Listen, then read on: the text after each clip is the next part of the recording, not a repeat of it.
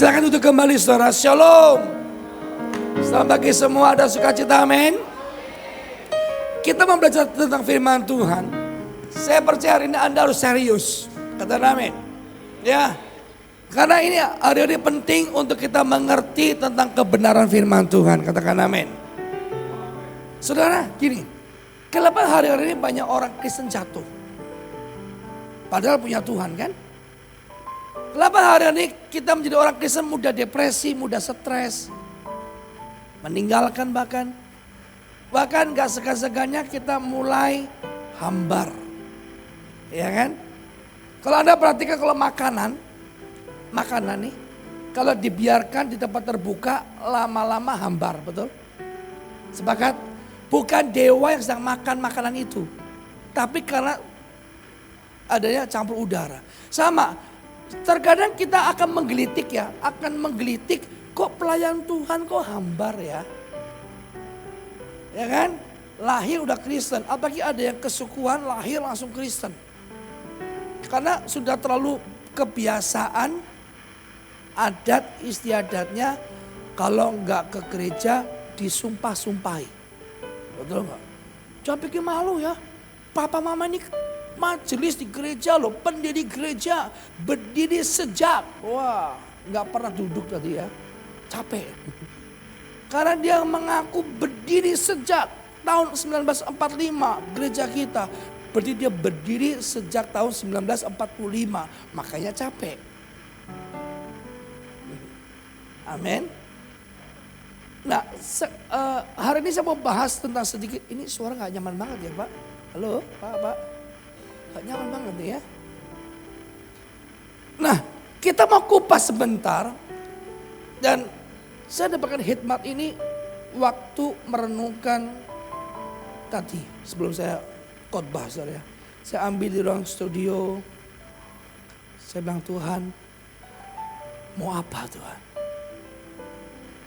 Ya. Karena tanpa sadar rutinitas membuat kita bosan. Betul? Rutinitas ke gereja. Sampai karena rutinitas ini sampai soundnya jelek pun sampai kupingnya gak peka saudara. Haleluya. Nah ada dua roh yang sangat bahaya, itu roh rutinitas. Dan kedua sok tahu. Katakan sok tahu. Sok tahu. Banyak orang tanpa sadar terjebak dalam rutinitas dan sok tahu. Katakan rutinitas dan sok tahu. Dan akhirnya iblis pakai gaya dua ini membuat saudara ternyata nggak dekat sama Tuhan tapi sok dekat sama Tuhan. SKSD, sok dekat, sok kenal. Sok kenal, sok dekat. Banyak nggak teman-teman kita dengan kita merasa sok dekat, sok kenal. Oh saya tahu itu Pak Ginter, aku tahu tuh Pak Barombon, tahu. Saya tahu hobinya apa, saya tahu makanan favoritnya. Disediakan makanan yang menurut dia suka, disajikan. Saya nggak suka ini. Loh katanya Pak Borombo sukanya keju. Ternyata dari kecil dia nggak suka keju, cuma katanya kan. Amin. Kalau kita buka dalam ayat Matius 7 ayat ke-22, ini sangat sering kita dengar. Pada hari terakhir banyak orang berseru Tuhan, bukankah kami bernubuat demi namamu, mengusir setan demi namamu, dan mengadakan banyak mukjizat demi namamu juga. Tapi di ayat yang ke-23, pada waktu itu aku berterus terang pada mereka dan berkata, aku tidak pernah mengenal kamu. Artinya orang yang melakukan banyak mukjizat ini Tuhan gak kenal, artinya sok kenal, sok dekat. Banyak orang mengatasnamakan Tuhan loh. Padahal Tuhan gak suruh saudara. Betul? Tuhan gak suruh. Tuhan gak minta. Tapi karena saudara merasa kenal. Hati-hati loh saudara. Banyak orang merasa kenal Tuhan. Akhirnya saudara main perasaan. Saudara merasa kenal, akhirnya saudara sudah main tebak-tebakan. Oh saya tahu, Tuhan maunya ini. tanpa sadar saudara digiring sama setan, digiring sama iblis untuk saudara hanya merasa kenal, merasa tahu apa yang akan Tuhan kerjakan. Saudara nggak butuh lagi namanya pengenalan akan Kristus. Saudara nggak butuh lagi yang namanya saat teduh, berdoa, baca Alkitab, nggak perlu. Aku masih pelayanan kok. Baik-baik saja, everything is okay. Dalam kehidupan kenyataan ini terjadi nggak? Tanpa sadar kan saudara sok kenal, sok dekat, merasa Anda tahu tentang Tuhan, Anda nggak lagi punya rasa haus akan Tuhan, saudara nggak lagi perlu untuk berdoa mencari Tuhan. Kenapa? Seringkali saudara merasa sudah kenal.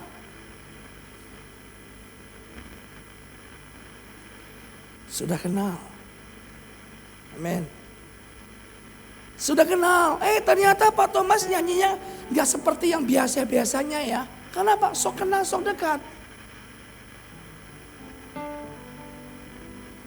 Kenapa? Ada satu ayat gini. Tuhan itu selalu baru kata namanya.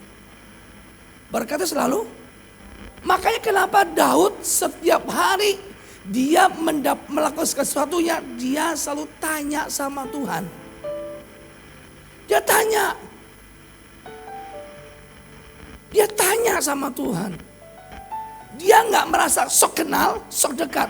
Kenapa ada orang akhirnya terjebak dalam suasana sok kenal, sok dekat?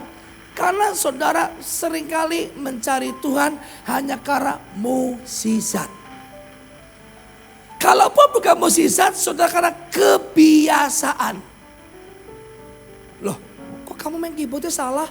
Biasanya papa begini, biasanya. Apa? Biasanya. Biasanya overtune-nya setengah satu. Kok hari ini beda? Malah saya yang diatur. Tanpa sadar, karena saudara sering ikut Tuhan, bukan akhirnya Tuhan yang ngatur saudara, tapi saudara yang ngatur. Bilang kaki dirimu, pasang telinga tuh. Ya kan? Halo? Ada orang? Ada manusia sedang bernafas? Oh ada.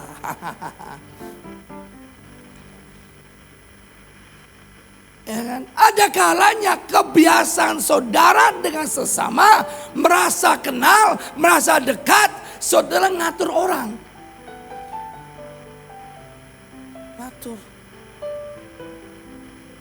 Ngatur. Tadi gak sengaja saya lihat di YouTube video tentang Pak Presiden dengan ajudan yang sedang terkenal naik daun, dibilang ganteng, disukai emak-emak. Tahu kok siapa namanya? Mayor Teda kan? Gak laki, gak perempuan, tahu ya. Hebat, jangan-jangan kamu pengagum laki-laki juga. Iya kan coba. Saya tidak sengaja lihat di YouTube ya. Pak Presiden lagi pidato, tiba-tiba tisu jatuh. Itu Mayor Teddy langsung sergap, ambil tisunya. Ya kan?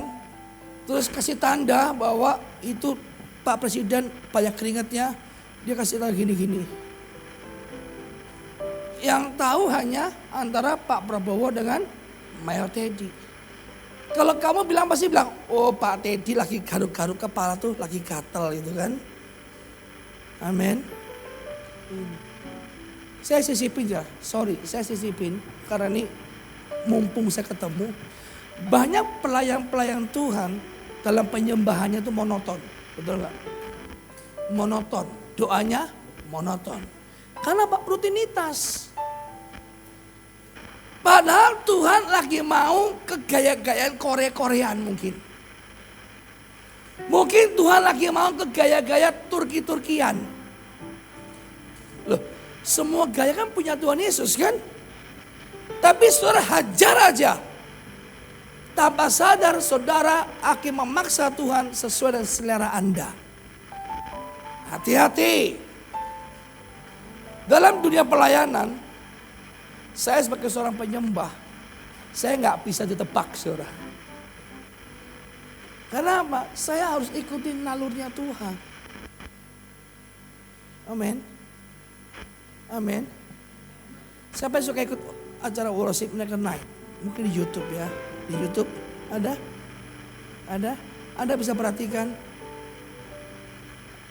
Selalu berbeda. Yang kebanting tim musik saya. Karena dia berprinsip pasti Pak Thomas begini, pasti Pak Thomas begini, pasti Pak Thomas begini. Akhirnya ada kesaksian yang saya sangat diberkati. Pastor Morgan dan Pak Thomas. Kamu ini alurnya ini enak loh. Sesuai, saya sangat diberkati, gak monoton. Saya bilang ini, satu kuncinya, jangan sok tahu, jangan sok dekat sama Tuhan. Amin. Karena Tuhan Tuhan itu Allah yang bergerak bukan? Amin. Tuhan itu Allah yang bergerak. Bukan Allah yang diam dan Allah yang statis. No, Allah yang bergerak. Makanya saya catat di sebuah ayat kebenaran. Kita buka dalam 1 Timotius 6 ayat keempat. Ia ada seorang yang berlagak tahu. Nah, padahal tidak tahu apa-apa. Nah, ngomong berlagak tahu. Ternyata sok tahu ada di Alkitab. Paulus ingatkan, ia ini seorang yang berlagak tahu. Padahal tidak tahu apa-apa. Penyakitnya ialah mencari-cari soal dan bersilat kata. Yang menyebabkan dengki, cedera, fitnah, curiga. Wow, dahsyat. Tepuk tangan dong buat Tuhan Yesus. Tanpa sadar, saudara baru sedikit tahu tentang Tuhan. Seperti Anda ini tiruannya Tuhan. Sok tahu. Berlagak tahu. Ya kan? Akhirnya saudara gak dapat apa-apa. Nah, sifatnya adalah orang yang sok tahu itu suka mencari-cari persoalan.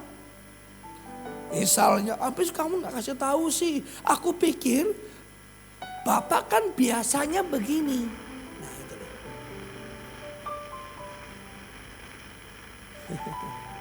Apa saudara? Biasanya begini. Makanya fungsinya kita berdoa, mencari Tuhan setiap hari itu supaya kita makin tahu tentang Tuhan. Biasanya orang sedikit tahu, sok tahu. Ini hukum. Banyak orang sedikit tahu, sok tahu. Serius. Amin. Yang kelima.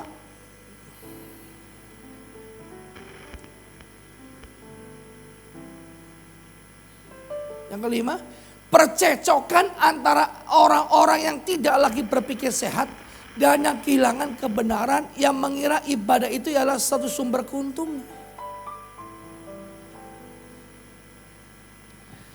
Saya rindu saudara dengan firman Tuhan pagi hari ini bahwa saudara diminta sama Tuhan jangan sok tahu atau berlagak tahu padahal isinya kosong.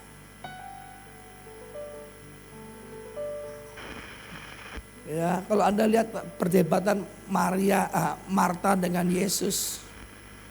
Marta sibuk mempersiapkan segala sesuatunya. Ya, Marta sibuk tuh.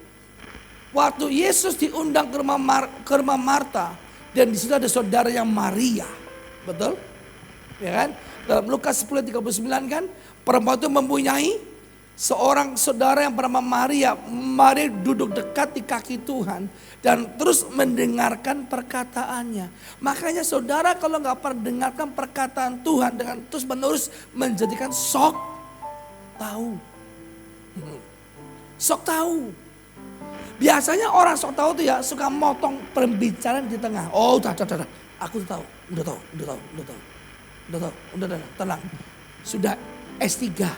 MTH, udah. Sudah. Udah tahu. Padahal dia nggak tahu apa. Bilang kayak gini, mukamu nggak sok tahu kan?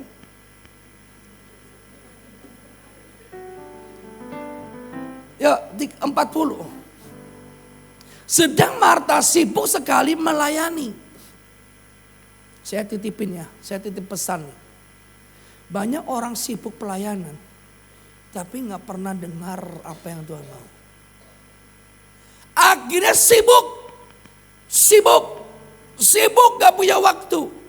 Akhirnya malam capek, pagi bangun siang, nggak cari Tuhan. Sibuk. Sekarang penjahat yang paling jahat adalah handphone. Serius. Karena apa? Handphone sudah melebihi kecintaannya dengan Tuhan, dengan istri, dengan suami. Lagi pelayanan, lagi doa, kau nyanyi Hosana. Update status. Loh, sorry ya. Ini ada penyakit namanya sindrom snob. Snob, S-N-O-B. Termasuk sindrom handphone. Kenapa? Saudara kalau nggak baca sebentar WhatsApp, gelisahnya kayak orang gila, saudara. Sampai ada loh main keyboard, satu main status WhatsApp. Ada urapan Tuhan statusnya. Lagi main gitar, jreng, sampai main. Sini nggak ada, men. Nggak ada. Langsung pura-puranya jaim.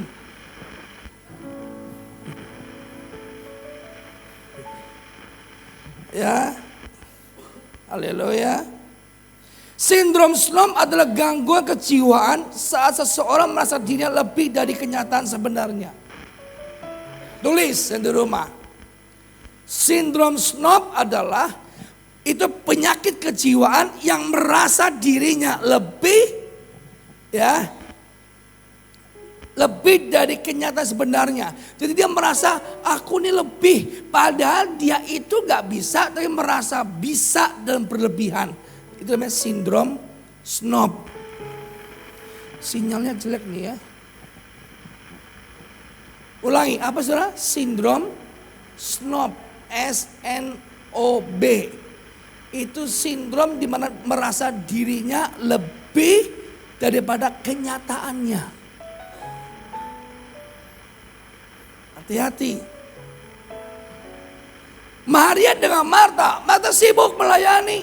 Ia mendekati Yesus dan berkata, Tuhan, tidakkah kau peduli bahwa saudaraku membiarkan aku melayani seorang diri setelah dia membantu aku? Ada kan timbul percekcokan kan? Ya kan? Betul? Nanti kan dapat dikatakan bahwa menyebabkan dengki, cedera, fitnah, curiga, percekcokan. Marta cekcok tuh akhirnya. Tuhan, kok enak banget Maria malas-malasan duduk di kaki Tuhan kayak orang manja-manja. Aku yang kerja loh Tuhan, aku ini loh Tuhan, aku ini loh. Padahal kalau Tuhan hadir, Tuhan gak mau kamu sibuk.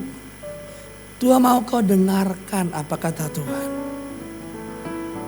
Amin. Ini. Hati-hati dengan regulasi iblis. Hati-hati dengan regulasi cara sistem iblis bekerja. Akhirnya banyak orang Kristen gak tahu tentang kebenaran. Taunya tentang musisat. Taunya tentang kebaikan-kebaikan. Padahal bukan yang kebaikan yang Tuhan mau. Kebenaran yang kamu pahami. Kata amin. Kata amin. Yuk kita lihat sebuah kasus lagi nih. 41, lanjut dulu. Tetapi dia menjawab, Marta, Marta, engkau khawatir dan menyusahkan diri dengan banyak perkara. 42. Tetapi satu hal saja yang perlu, Maria telah memilih bagian terbaik yang tidak akan diambil daripadanya. Wow. Coba saudara, hari-hari ini belajar untuk kau mengerti kehendak Tuhan. Bukan orang yang melakukan banyak mukjizat, melakukan kebaikan, kasih makan orang, kasih rumah buat pendeta tinggal. Terus kamu merasa bahwa itu Tuhan suruh. No. Efek buruknya orang yang sok kenal, sok dekat dengan Tuhan, akhirnya sesungguhnya dia memungkiri kekuatan Tuhan. Dia akhirnya tanpa sadar sedang jauh dari Tuhan. Jauh. Amin. Dia tanpa sadar dia sedang jauh dari Tuhan. Tanpa sadar dia sedang memaksa Tuhan untuk sepertinya Tuhan harus suka dengan apa yang saya lakukan. Makanya sebuah kisah lagi nih. Dalam Yohanes 13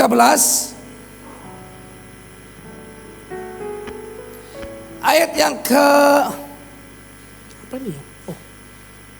23. Seorang di antara murid Yesus, yaitu murid yang dikasih yang bersandar dekat kepada yang di sebelah kanannya, kepada murid itu Simon Petrus memberi isyarat dan berkata, tanyalah siapa yang dimaksudkannya.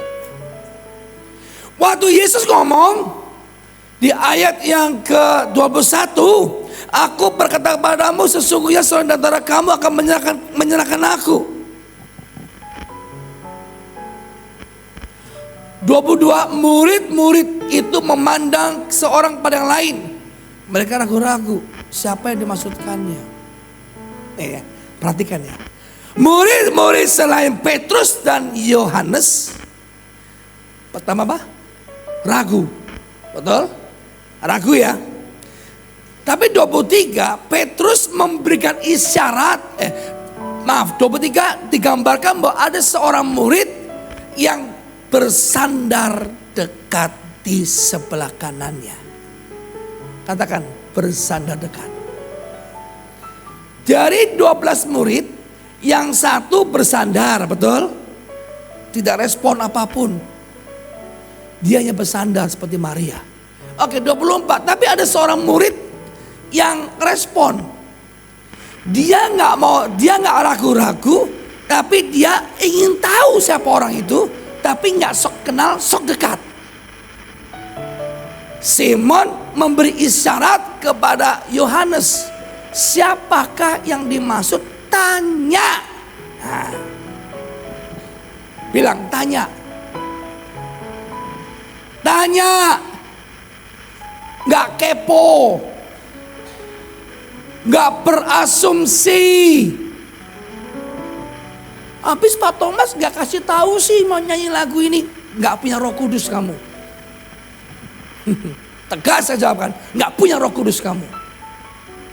Loh, saya tanya, saya menyembah itu lagu saya apa lagu Roh Kudus? Roh Kudus, betul? Apa yang saya lakukan untuk menyenangkan saya?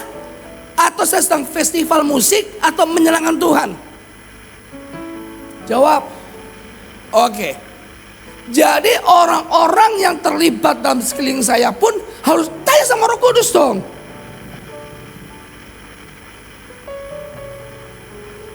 Tanya sama Roh Kudus. Paham? Paham?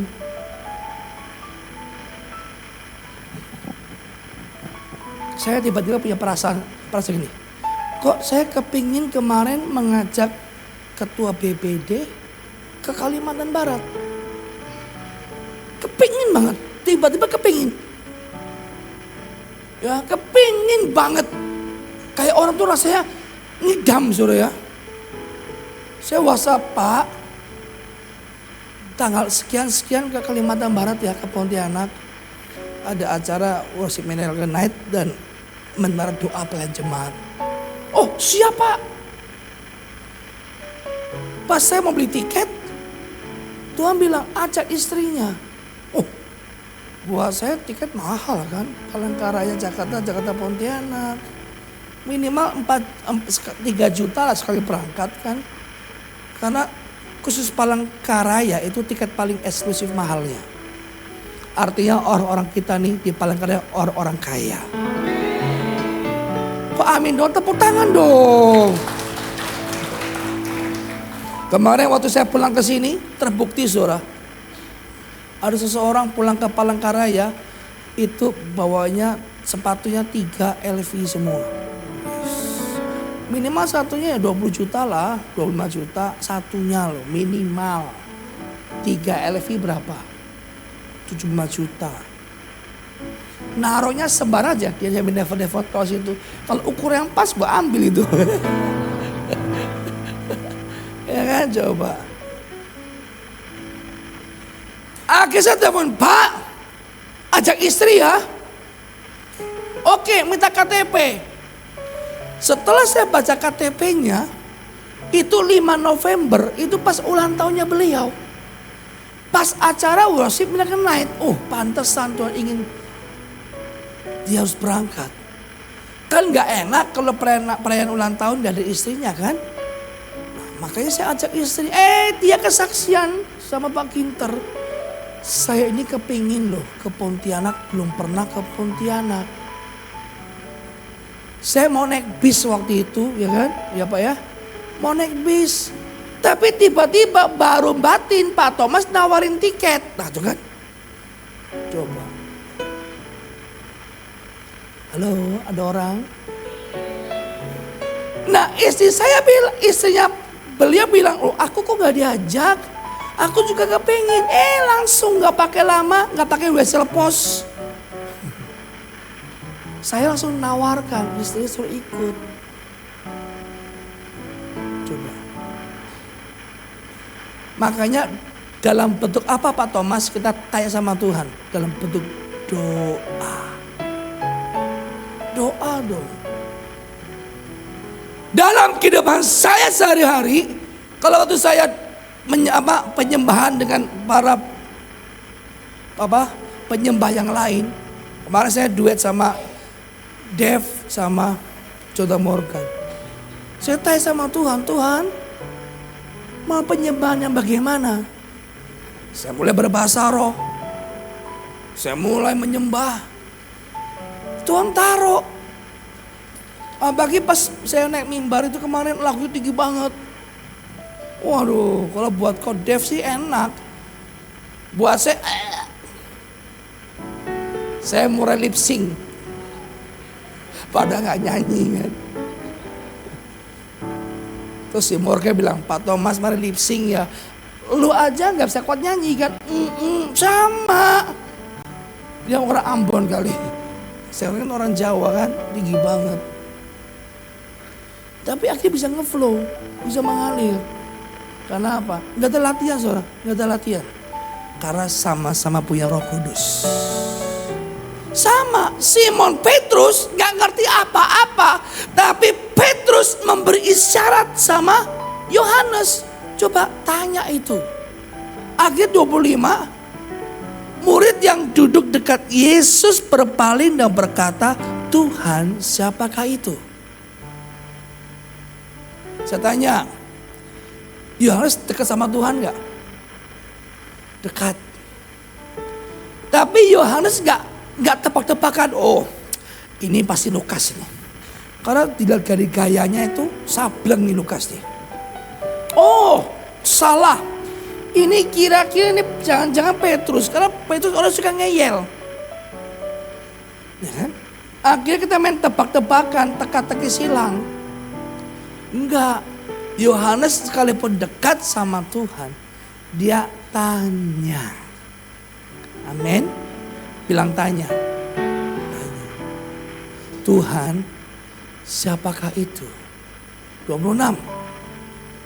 Jawab Yesus, dialah yang kepadanya aku akan memberikan roti sesudah aku mencelupkannya. Sesudah berkata demikian, ia mengambil roti dan mencelupkannya dan memberikan pada Yudas anak Simon Iskariot. Ya. Apa yang terjadi situasi selanjutnya? 27. Dan sesudah Yudas menerima roti itu, ia kerasukan iblis. Maka Yesus berkata kepadanya, apa yang hendak kau perbuat, perbuat dengan segera. Maaf ya. Orang yang sok kenal, sok dekat itu sangat dekat, rawan dengan kerasukan iblis. Hati-hati, karena apa? Orang kerasukan setan itu manifestasi, gelepak-gelepak. Tapi kerasukan iblis itu dengan soft killing. Secara halus kamu dibunuh sama iblis. Makanya orang yang kerasukan iblis itu sukanya cekcok. Sukanya melanggar. Kenapa? Dan gak suka dengan mencari dekat dengan Tuhan. Sukanya cuma sok kenal, sok dekat. Sukanya yang meraba-raba. Pak Thomas sudah kenal, tenang, kasih aja kunci normal. Nanti Pak Thomas begini, padahal salah semua. Satu kali pernah saudara ya, ini kejadian lucu saudara, udah lama. Wah dia udah merasa tahu. Ternyata saya nggak nyanyi, langsung khotbah. Nah saya begini, Mas Bro, salah nebak ya. Kok Bapak tahu? Pikir kamu jat. Saya tahu kok, Tuhan yang kasih tahu, saya bilang. Kamu pikir saya mau nyanyi kan? Iya. Kenapa enggak? Karena kamu enggak menguasai lagu-lagu yang biasa saya nyanyikan. Daripada nanti kamu dipermalukan, mending saya enggak mau nyanyi. Karena Tuhan membela kamu. Ada kalanya Tuhan itu bikin kamu tenang dan diam. Itu Tuhan sedang membela kamu loh. Katakan amin. Katakan amin. Yang paham katakan. Makanya jangan juga ngambek, kok aku gak dijadwal asar sih, gak dijadwal ini. Hei, Tuhan ingin kamu diam dulu, disembunyikan sama Tuhan. Tuhan sedang membela kamu.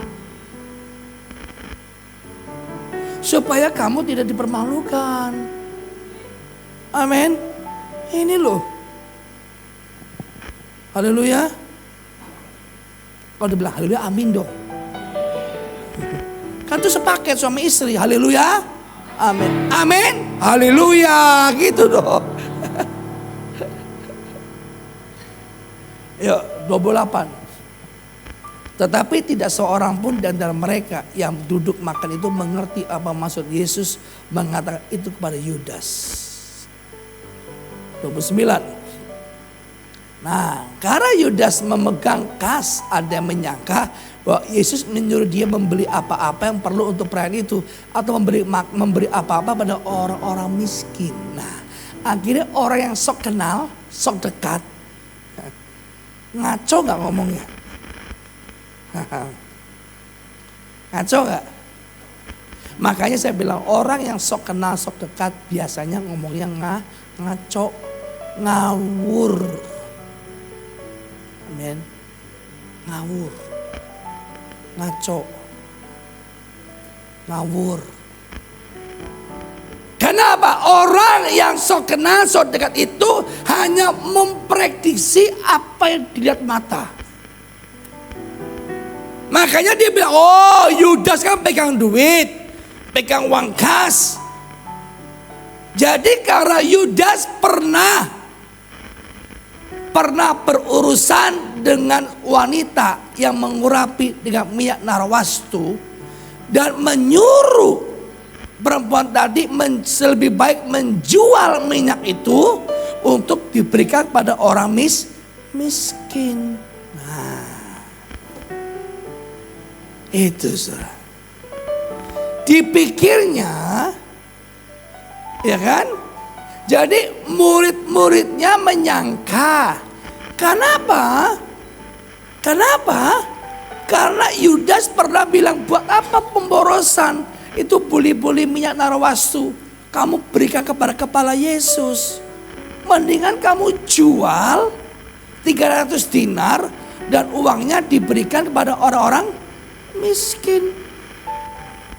Tadi kan ini ceritanya sebelumnya terjadi demikian. Katakan Yohanes 13. Ini di Yohanes 12. Ngapain? Kamu buang-buang duit buat Yesus, ya kan?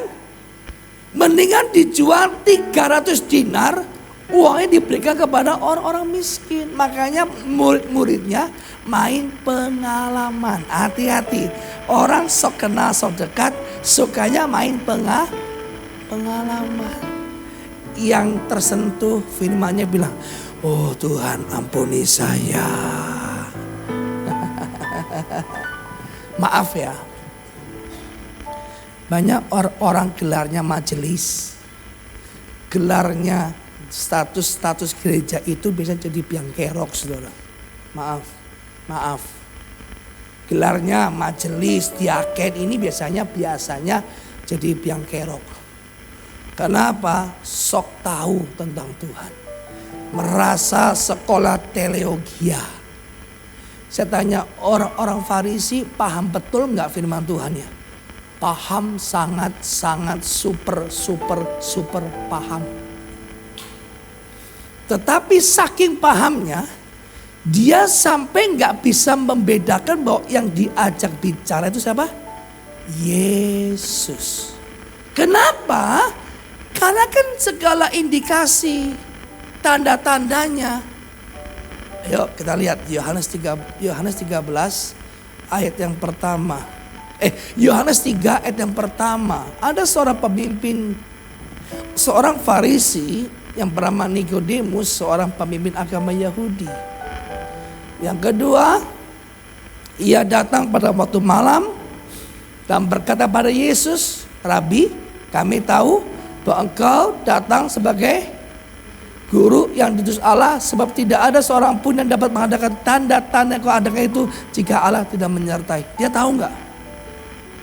Tapi ternyata dia nggak kenal Tuhan. Yang ketiga, Yesus menjawab, aku berkata padamu, sesungguhnya jika seorang tidak dilahirkan kembali, ia tidak dapat melihat kerajaan Allah. Yang keempat, kata Nikodemus, bagaimanakah mungkin seorang dilahirkan kalau ia sudah tua? Dapatkah ia masuk kembali dalam rahim ibunya akan dilahirkan kembali? Saudara, pengalaman penting itu, tapi tidak dijadikan pengalaman kita dengan Tuhan. Kata amin. Ada kalanya kita masa sok tahu, sok sekolah, sok memahami, akhirnya tambah sadar kita kena sindrom snob. Kita merasa lebih baik, merasa lebih bagus, merasa lama-lama kamu kena sindrom. Jadi sombong. Atau mungkin kamu merendah tapi di atas bukit. Merendah di atas bukit. Wah, Tuhan baik loh. Sangat baik. Kamu tahu nggak, kalau bukan saya yang menemukan, itu semua kalah, Ginter kalah. Sekarang Ginter udah tua, saya yang tahu. Merendah di atas bukit. Haleluya. Sini gak ada amin, karena sudah bertobat semua. Mari jemaat kasih Tuhan, kita kembali dalam Yohanes 12. Kenapa murid-muridnya mengartikan bahwa Yudas itu memegang uang kas dan membagikan pada orang miskin? Kalau di Yohanes 12 sebelumnya, itu 12 bahwa mengapa minyak narwastu ini tidak dijual 300 dinar? Makanya Yudas pun jatuhnya gara-gara selalu duit. Kenapa? Orang bodoh jatuhnya pasti lubangnya selalu sama. Kalau Yudas ya nggak jauh dari duit. Saya nggak tahu Anda jatuhnya hal yang apa yang sama. Saya nggak tahu. Ada yang tahu? Saya bilang itu tregel. Ya. Kalau Anda sudah tahu kebenaran, tapi Anda mengandalkan sok kenal, sok dekat dengan Tuhan, dan tidak pernah punya persekutuan yang kuat untuk mencari Tuhan, hati-hati. Itu tanda tanda kamu sok kenal, sok dekat. Akhirnya iblis bilang gak usah doa, gak usah baca kitab, gak usah. Yang penting kamu pelayanan, kamu kenal Tuhan, begitu kan? Akhirnya kamu main tebak-tebakan, kamu main perasaan, kamu main apa lagi? Kamu pakai karunia. Saya sangat berhati, saudara. Sekalipun saya punya buah pelayanan peka dengan Tuhan, tapi saya sangat berhati-hati. Jangan sampai andalkan pengalaman atau andalkan kebiasaan. Tapi saya tanya sama Tuhan. Tuhan, inikah yang kau mau? Inikah yang kau mau? Inikah yang kau mau? Maka kata Paulus, semua kuanggap sampah. Yang dulu rugi, kuanggap untung. Supaya apa? Filipi 3 ayat yang ke-8. Malahan segala sesuatu ku anggap rugi karena pengenalan akan Kristus Yesus Tuhanku lebih mulia daripada semuanya itu. Sehingga perjalanan Paulus itu tidak mengandalkan pengalaman, tidak mengandalkan kepintarannya, tapi apa? Melepaskan semua itu dan menganggapnya sampah supaya aku